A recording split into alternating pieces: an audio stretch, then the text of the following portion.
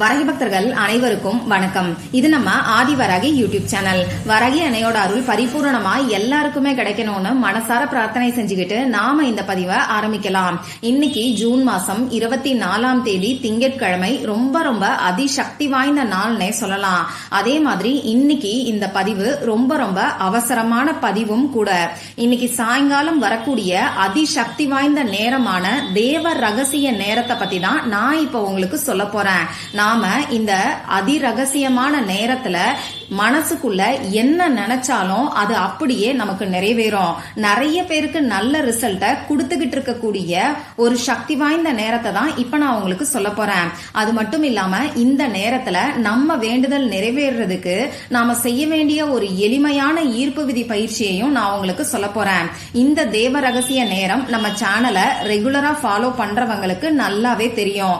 ஒவ்வொரு மாசமும் நான் உங்களுக்கு தொடர்ந்து கொடுத்துக்கிட்டு இருக்கேன். அதே மாதிரி அந்த பதிவுகள் எல்லாத்தோட தம்ப்நெயிலையுமே தேவ ரகசியம்ங்கிறத நான் உங்களுக்கு மென்ஷன் பண்ணிட்டு வரேன்.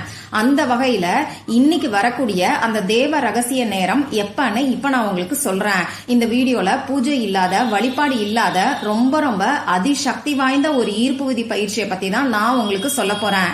ஆண்கள் பெண்கள் யாரு வேணாலும் இந்த ஈர்ப்பு விதி பயிற்சியை செய்யலாம். பெண்களுக்கு பீரியட்ஸ் டைமா இருந்தாலும் செய்யலாம். பிறப்பு தீட்டு இறப்பு தீட்டு இருக்கிறவங்களும் தாராளமா செய்யலாம். இன்னைக்கு நீங்க அசைவம் சாப்பிட்டு இருந்தாலும் இந்த ஈர்ப்பு விதி பயிற்சியை செய்யலாம். நீங்க உங்க வீட்டுல இருந்து, ஆபீஸ்ல இருந்து, உங்க சொந்தக்காரங்களோட வீட்டுல இருந்து, இப்படி எங்க இருந்து வேணாலும் இந்த ஈர்ப்பு விதி பயிற்சியை நீங்க செய்யலாம்.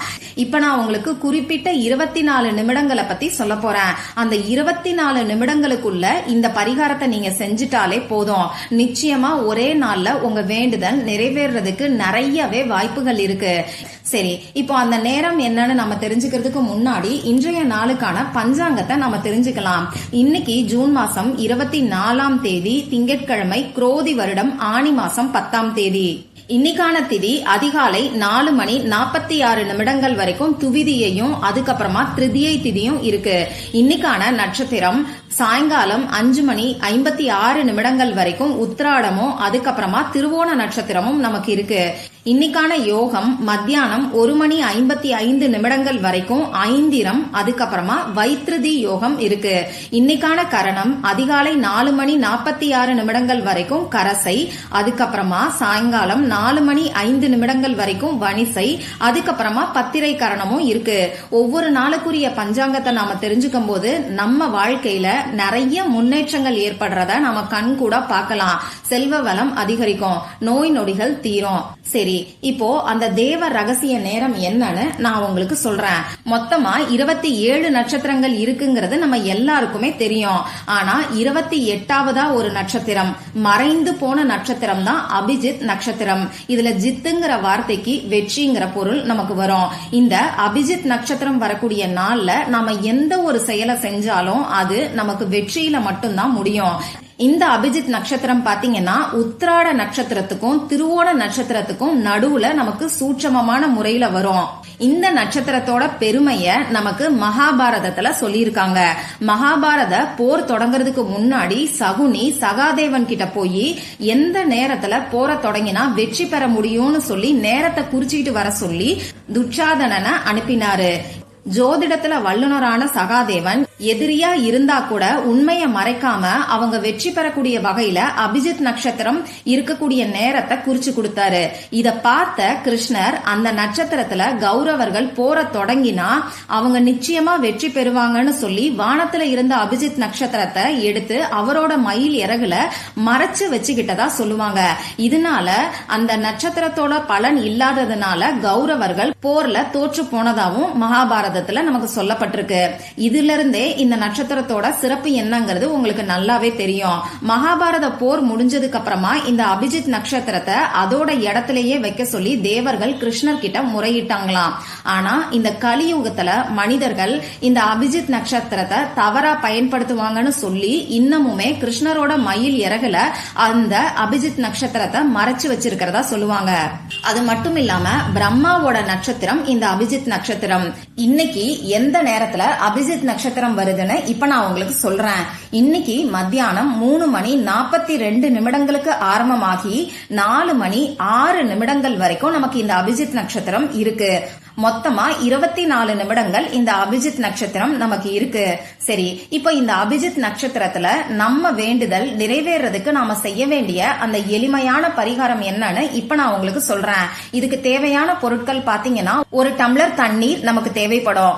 எந்த டம்ளரை வேணாலும் இந்த பரிகாரத்துக்கு நீங்க யூஸ் பண்ணிக்கோங்க. எவர் சில்வர் டம்ளரா இருந்தா கூட பரவாயில்ல, வாட்டர் பாட்டில் கூட நீங்க எடுத்துக்கலாம். இப்போ இது நிறைய குடிக்கிற தண்ணீர் நமக்கு தேவைப்படும். அடுத்ததா ஒரு பேப்பரும், அதுல எழுதுறதுக்கு பேனா, sketch pen, marker, glitter pen, இதுல ஏதாவது ஒண்ணு நமக்கு தேவைப்படும். ரெட் கலர்ல இங்கு வரக்கூடிய பேனா, கிரீன் கலர்ல இங்கு வரக்கூடிய பேனா, இது ரெண்டுல எதை வேணாலும் இந்த பரிகாரத்துக்கு நீங்க பயன்படுத்திக்கலாம். அதே மாதிரி பேப்பர் உள்ளங்கை அளவுக்கு சின்ன சைஸ்ல நீங்க எடுத்துக்கோங்க. கோடு போடாத அன்ரூல்டு பேப்பரா பார்த்து எடுத்துக்கோங்க. இவ்வளவுதான் நமக்கு தேவையான பொருட்கள். இப்ப நான் சொன்ன குறிப்பிட்ட நேரத்துல நீங்க அமைதியான ஒரு இடத்துல உட்கார்ந்துக்கோங்க. உங்க முகம் கை காலை கழுவிட்டு முடிஞ்ச அளவுக்கு டென்ஷன் இல்லாம ரிலாக்ஸா உட்கார்ந்துக்கோங்க. உங்க மூச்சை நல்லா ஆழமா உள்ள இழுத்து வெளியில விடுங்க. இந்த மாதிரி 3 முறை செய்யும் போது உங்க மனசு கொஞ்சம் ரிலாக்ஸ் ஆகும்.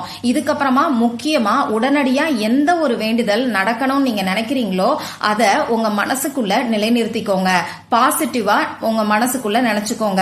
திருமணம் நடக்கணும்னா திருமணம் நடந்து முடிஞ்சிட்ட மாதிரியும், குழந்தை பாக்கியம் வேணுங்கிறவங்களுக்கு குழந்தை பிறந்துட்ட மாதிரியும் நினைச்சுக்கோங்க. அதே மாதிரி கடன் பிரச்சனை இருக்கிறவங்க பணவரவு அதிகரிச்சுட்டதா நினைச்சுக்கோங்க. வேலை கிடைக்கணும்னு நினைக்கிறவங்க உங்களுக்கு வேலை கிடைச்சிட்டதா நினைச்சிட்டு இந்த பரிகாரத்தை நீங்க செய்ய ஆரம்பிங்க. அதே மாதிரி நோய்கள் தீரணும்னு நினைக்கிறவங்க ஆரோக்கியமா இருக்கிறதா உங்க மனசுக்குள்ள நினைச்சுக்கிட்டு இந்த பரிகாரத்தை செய்ய ஆரம்பிங்க. நீங்க உங்களுக்காகவும் இந்த பரிகாரத்தை செய்யலாம், உங்க ஃபேமிலி மெம்பர்ஸ்க்காகவும் செய்யலாம். அதே மாதிரி ஒரு சமயத்துல ஒரே ஒரு வேண்டுதல் மட்டும்தான் நீங்க செய்யணும். ஒரே ஒருத்தருக்காக மட்டும்தான் இந்த பரிகாரத்தை நீங்க செய்யணும். இப்போ நீங்க எடுத்து வச்சிருக்கக்கூடிய பேப்பர்ல ஒரு சர்க்கிள் வரைஞ்சுக்கோங்க. சர்க்கிள் ஆரம்பிச்ச இடத்துல கரெக்டா கொண்டு வந்து முடிக்கணும். நடுவுல எந்த விதமான கேப்பும் நீங்க விடக்கூடாது. அதே மாதிரி சர்க்கிளை நீங்க உங்க கையாலையும் போடலாம், மூடி, காம்பஸ், வளையல் இந்த மாதிரி ஏதாவது பொருட்களை வச்சும் போடலாம். ஆனா கரெக்டா ஆரம்பிச்ச இடத்துல கொண்டு வந்து முடிக்கணும். சரி, இப்படி சர்க்கிள் வரைஞ்சதுக்கு அப்புறமா அதுல உங்களோட பேரை எழுதிக்கோங்க. யாருக்காக இந்த வேண்டுதல் நீங்க வைக்கிறீங்களோ அவங்களோட பேரை எழுதிக்கோங்க. முழு பெயரா இனிஷியலோட சேர்த்து நீங்க எழுதிக்கோங்க.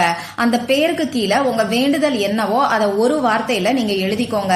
பணம் சம்பந்தப்பட்ட பிரச்சனைகள் இருக்கிறவங்க பணம், அப்படி இல்லைன்னா மணின்னு சொல்லி இங்கிலீஷ்ல எழுதிக்கோங்க. நோய்கள் தீரணும்னு நினைக்கிறவங்க ஹெல்த்ன்னு சொல்லி கூட எழுதிக்கலாம். அப்படி இல்லைன்னா உடல் ஆரோக்கியம்னு எழுதிக்கோங்க.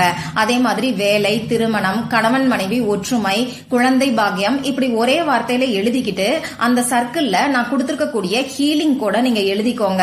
இப்ப அந்த எனர்ஜி சர்க்கிளை நான் உங்களுக்கு ஸ்கிரீன்ல கொடுக்கறேன், அதை பார்த்து தெரிஞ்சுக்கோங்க. இப்ப நானும் உங்களுக்கு அந்த ஹீலிங் கூட சொல்லி காமிக்கிறேன்.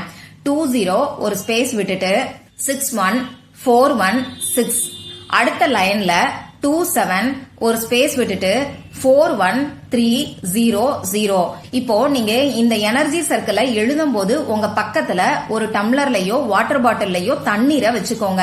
அந்த வாட்டர் பாட்டில க்ளோஸ் பண்ணி வைக்க வேண்டாம், ஓபன் பண்ணி வச்சுக்கோங்க. இப்படி எழுதினதுக்கு அப்புறமா அந்த வாட்டர் பாட்டில் அப்படி இல்லைன்னா டம்ளரை உங்க 2 கைக்கும் நடுவுல வச்சுக்கிட்டு உங்க வேண்டுதல் நடந்து முடிஞ்சிட்ட மாதிரி, அப்படி இல்லைன்னா இப்ப நடந்துகிட்டு இருக்கிற மாதிரி நீங்க கற்பனை பண்ணி பாருங்க. 1 நிமிஷம் அப்படி இல்லைன்னா 2 நிமிஷத்துக்கு நீங்க கற்பனை பண்ணி பார்த்தா கூட போதும்.